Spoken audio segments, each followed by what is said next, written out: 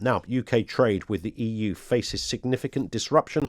When the Brexit transition period ends in January, a government spending watchdog has warned the National Audit Office, said it was very unlikely traders would be ready for the checks the EU is due to impose at its borders, and warned limited time remained for the UK ports to test new IT systems. But government says significant efforts have been made to avoid disruption to businesses. Let's speak with Shanker Singham, CEO of Competere. Did I say that correctly? Competere, and former advisor to the UK Trade Secretary and the United States Trade Representative. Shanker, afternoon to you. I mean, when I read these stories, they seem to be re-emerging every couple of weeks. It's going to be bedlam at the borders, nothing's in place, lorries don't know what to do, companies haven't got a Scooby-Doo either. What is the reality as you're seeing it, Shanker? I mean, is it looking as if we're all raring to go seamlessly by the beginning of next year? Yeah, so I think we have to separate out the sort of UK border, the Dover-Calais piece of this, and the Northern Ireland Protocol, because with respect to the rest of the UK sort of UK border, as it were, there is a phasing approach that the UK government has adopted. So there's going to be a delay on when we implement the requirements, the customs requirements for the rest of the UK border. But that's not the case for the Northern Ireland protocol. That will take effect, regardless of whether there's a deal or no deal on January 1, 2021.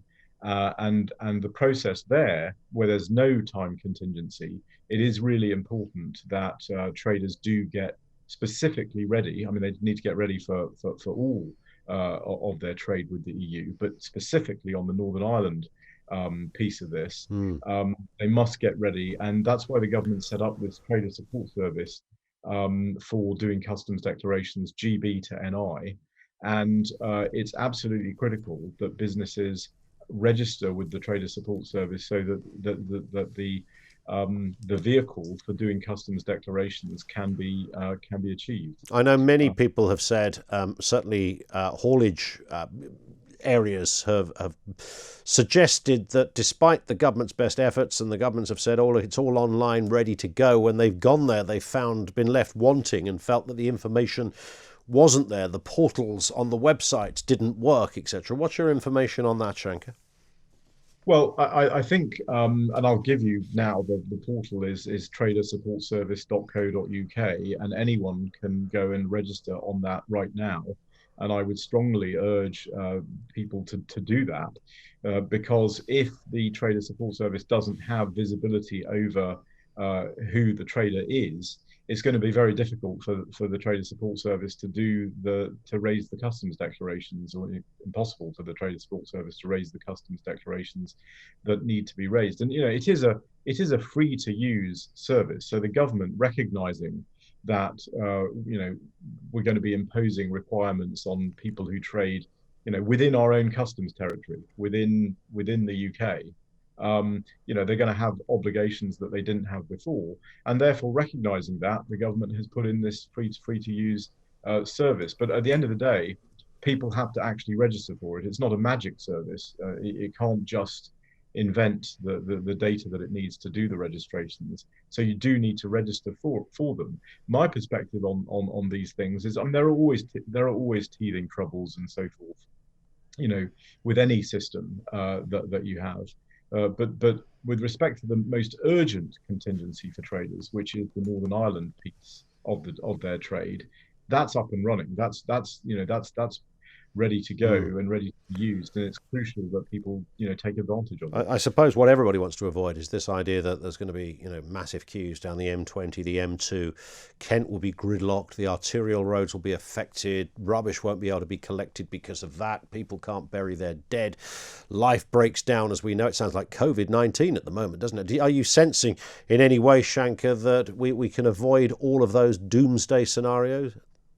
Yeah, well, I mean, one thing I would say is that we've known for quite some time, with respect to the Dover-Calais piece and the EU-UK agreement, we've known for some time, really for at least a year, that that it's going to be a free trade agreement. And if it's the only case where there wouldn't be customs processes between UK and EU would be if the UK remained in the customs union, not just a customs union, but the customs union.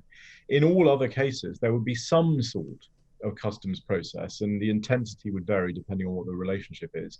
But we've known for a year it's a free trade agreement, and that means full customs processes between the UK and the EU on the sort of the actual UK border, sort of Dover Calais. So we've known this for some time. We've certainly taken care of the issue. The UK government has taken care of the issue with respect to phasing of the UK border, so that it's not, there's not an immediate change January 1 of 2021. That's again not the case for Northern Ireland. That does change January 1. But for the rest of it, it's certainly true that there's a phasing to accommodate traders.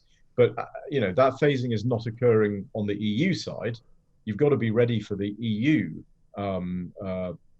the EU processes, and it's incredibly important that traders are ready for that. So, and don't just sort of rely on the fact that the UK government has given them some flexibility, because of course that works, for European traders into the UK. Doesn't work the other way around, and that's where you'll get the potential backup. Shanker, thank you. Shanker Singham, CEO of Competere. I think I've got that correct.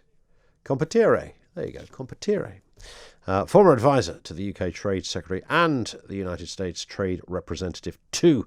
What are you sensing about that? If that is a journey you make as a truck driver, and that dreaded route, I know there's lots of other implications. It's not just about the M20, the M2. That's the coalface or the manifestation of what has or hasn't been done will appear on those roads. And anyone that lives or has lived in that neck of the woods, we spoke to Michael Howard, former Home Secretary, just a week ago. That's his neck of the woods as well. It's certainly where I spent a large part of my life. Operation Stack, as it's called, which is a device used if there's problems at the ports. The French go on strike, which happens every few hours, of course. Things like that. They put the big stack of trucks in there, so that they have somewhere to, so you don't have essentially you don't have a traffic jam on the M20. So I've seen it in action for different reasons, but it's the optics of that need to be avoided. And if it does happen, how long will it go on for? How do you feel as a business owner that might find yourself dipping your toe into that bureaucratic nightmare? Does it affect you? And if it does, have you got the paperwork ready for the end of the year? 0344 499 1000. Geoffrey Palmer, the actor, has died, aged 93.